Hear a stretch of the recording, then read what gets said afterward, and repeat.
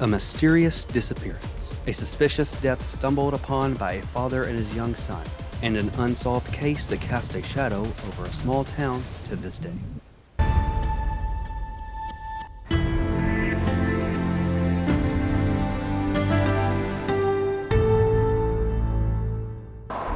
In southeast Missouri, Major Moore and his son, Jeremy Moore, called Kennett their home. On February 23, 1997, the duo ventured out, taking their dog down to the St. Francis River.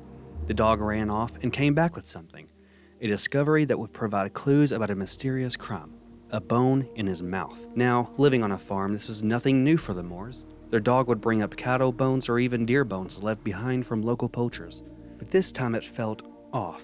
We didn't know it was human at the time, but we knew it was different. Moore phoned the Dunklin County Sheriff's Office to let them know what they found. Sheriff Bob Holder quickly assembled his crew and headed to the scene. As Holder and his crew arrived on scene and examined the area, they found more than just a leg bone. The major case squad went to the location of the levee and found skull, neck, and torsos of a human. Holder hadn't seen anything like this before in his career. Despite beginning his career as a sheriff that same month, he made it his mission to see to it that the case would be solved. This Major Moore had called Walter Deering and informed him that a dog had brought some bones into his yard. And they looked like human bones to him, but they wasn't sure. So the major case squad continued their search, uncovering other bones and identifying evidence. At the edge of the water, they located the upper portion of a set of dentures and several clothes. Found in the pants was the wallet which contained the driver's license of George Conder. George Conder, a 49-year-old man who was last seen on November 26, 1996. George was raised in Kennett, attended school in Kennett, and was a very likable person. The Dunklin County Sheriff's Office sent Conder's body to a forensic anthropologist for an examination. The cause of death was said to be a gunshot to the head, possibly by a small caliber weapon. A shot to the head, his personal belongings scattered everywhere. Sounds like it could have been just an accidental death? Well, not quite. Located near the torso was what appeared to be leg bones, and within a short distance there appeared to be a leg bone.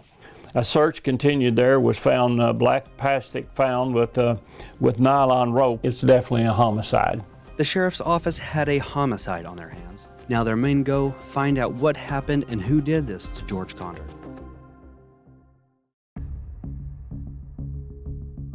He was last seen in Kennett and in Campbell area on 11/25/1996 by quite a number of individuals. He'd stopped at a convenience store. Like any small town, everyone knew everyone, and Conder was no different.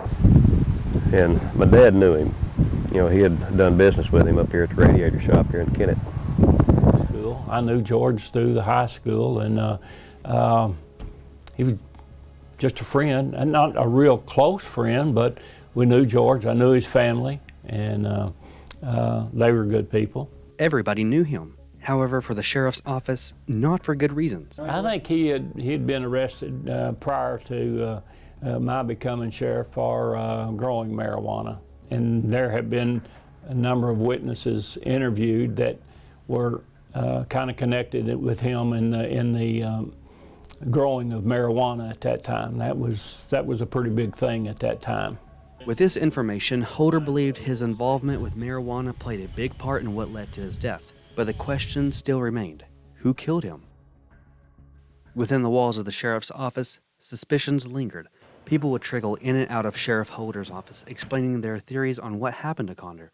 The sheriff, growing increasingly desperate after one story was seemingly a world different from the next. We had very good investigators on it. Walt Deering had been an investigator for quite a number of years, and he was an excellent investigator. We involved the Missouri State Highway Patrol Division in Drug and Crime Control. While investigators had a few suspects in mind, there just wasn't enough evidence for an arrest. With the rumors that surface, one person will pick up on one rumor, and then that rumor gets stretched out to an even bigger rumor. But we do have several people that, when I say several, that are people of interest. But we don't have enough to indict anybody right now. There were certain pieces of evidence that they could not get a hold of, and so that was a major obstacle for them. As time ticked on, people stopped talking about Conder, the homicide, and the case. The sheriff's office shifted focus to other cases, but Holder says that doesn't mean they labeled this a cold case. We just kind of keep it open, and I've got a new group of people that would take a good look at it. Unfortunately, with every passing day, leads dry up and people of interest pass on or move off. Hopefully this will bring somebody forward again that maybe share a little light. Nearly 30 years later, Kennett has grown exponentially, and still, Holder wants to close this case. I'm hopeful that we can come up with something, because it's been quite some time since his death. So, but this has been long enough that hopefully something will come out of this. But until then, this remains a mystery looming over Kennett. The mystery of who killed George Conder.